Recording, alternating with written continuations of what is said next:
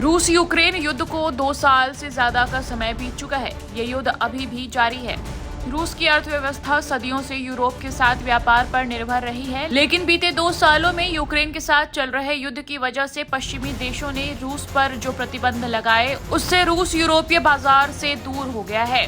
ऐसे में रूस को काफी चुनौतियों का भी सामना करना पड़ रहा है। यूक्रेन युद्ध की वजह से प्रतिबंध झेल रहे रूस ने इस संकट के समय में व्यापार के लिए नए साथी चुने हैं। इसमें भारत एक प्रमुख देश है। भारत ने भी अपने सबसे पुराने दोस्तों में एक रूस का संकट के इस समय में साथ निभाया है। अमेरिका और पश्चिमी देशों के दबाव के बावजूद भारत का रूस के साथ तेल का व्यापार जारी है। अब रूस भारत के साथ अपने व्यापार को और बढ़ाने की तैयारी कर रहा है। रूस का ध्यान अब दक्षिणी रूट से व्यापार पर केंद्रित हो गया है। रूस पश्चिम से अपनी निर्भरता हटाने के लिए दक्षिणी रूट पर एक बुनियादी ढांचे का निर्माण करने की कोशिश कर रहा है।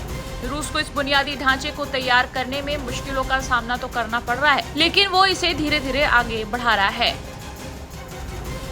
न्यूयॉर्क टाइम्स की एक रिपोर्ट के मुताबिक दक्षिणी योजना का एक महत्वपूर्ण हिस्सा इस साल शुरू होने वाला 100 मील का रेलवे रूट है, जो 1.7 अरब डॉलर की लागत से बनेगा। ये फारस की खाड़ी पर रूस और ईरानी बंदरगाहों के बीच मार्ग में आखिरी लिंक होगा। ये भारत से व्यापार के लिए मुंबई जैसे अहम गंतव्यों पर पहुंचाएगा।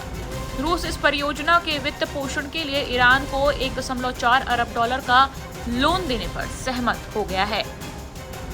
पश्चिम के प्रतिबंधों ने रूस के पारंपरिक व्यापार मार्ग का बड़े पैमाने पर अवरुद्ध कर दिया है, इसलिए रूस को अन्य विकल्पों पर विचार करना पड़ रहा है।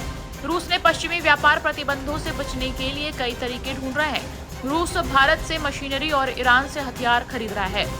रूस के राष्ट्रपति व्लादिमीर पुतिन ने कहा है कि इस नए मार्ग से कार्गो से रूट के सेंट पीटर्सबर्ग से भारत के मुंबई की यात्रा का समय अब 30 दिन से घटकर केवल 10 दिन रह जाएगा। रूस के भारत से व्यापार की बात की जाए तो रूस का व्यापार तेजी से बढ़ रहा है। रूस भारत के साथ व्यापार भी बढ़ा रहा है, जो 65 बिलियन डॉलर तक पहुंच गया है। ये 2021 में 4 गुना से अधिक है।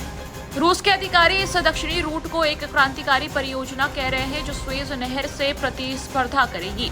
बता दें कि रूस का भारत के साथ साथ दूसरे खाड़ी देशों में और तुर्की से भी व्यापार बढ़ा है।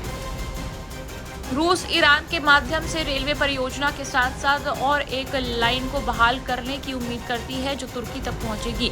इसे रूस के प्राकृतिक संसाधनों के निर्यात को बढ़ावा देने के लिए भी महत्वपूर्ण माना जा रहा है, जो अर्थव्यवस्था के लिए महत्वपूर्ण है।